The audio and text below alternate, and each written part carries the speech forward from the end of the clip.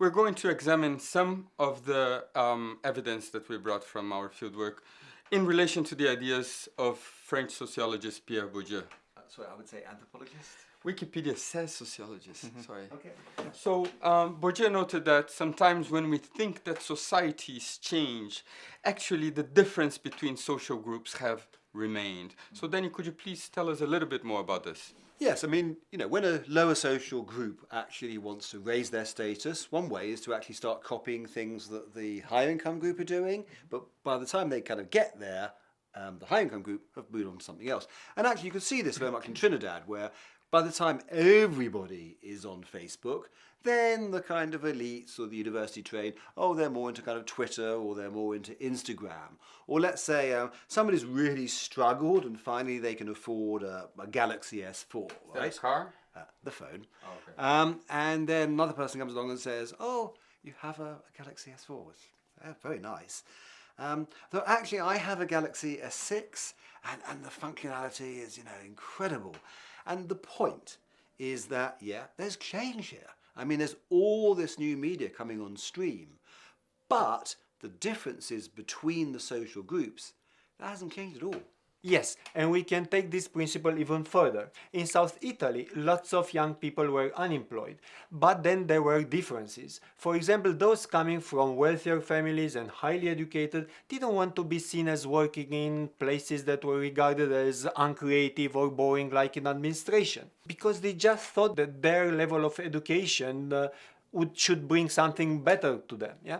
But then Facebook came in and suddenly they saw this place where they can express their particular skills, their knowledge, and also express a level of sophistication through discussions and postings online that was indeed intimidating for others. Therefore, we have on the same platform both low educated and highly educated, and you can see the class differences that are made equally explicit and evident online just because of the nature of content placed there. Because the lower educated, they are kind of intimidated by what the higher educated post. For example. Okay. Is this the same on your field side, Shidram? Oh, yes. You see the same kind of distinction? Yes. You know about the caste system in India, right?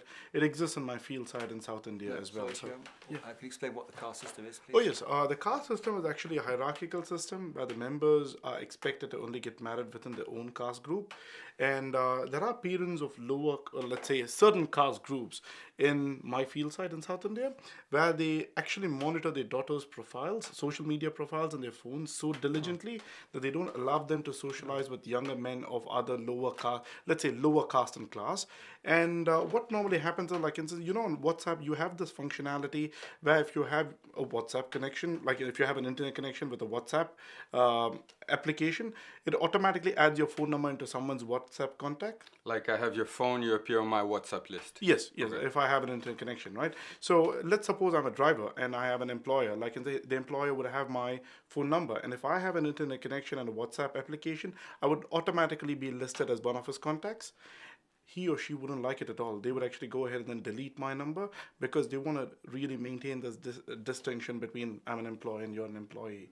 And then these are functionalities, I think, they reinforce the distinction that are carefully created in the offline world. I mean, this is what is interesting that we see in this project. So you're in India and you move all the way to Brazil, and you see sometimes this kind of same phenomenon. So in Brazil, you would see this wealthier family in the Brazil field side.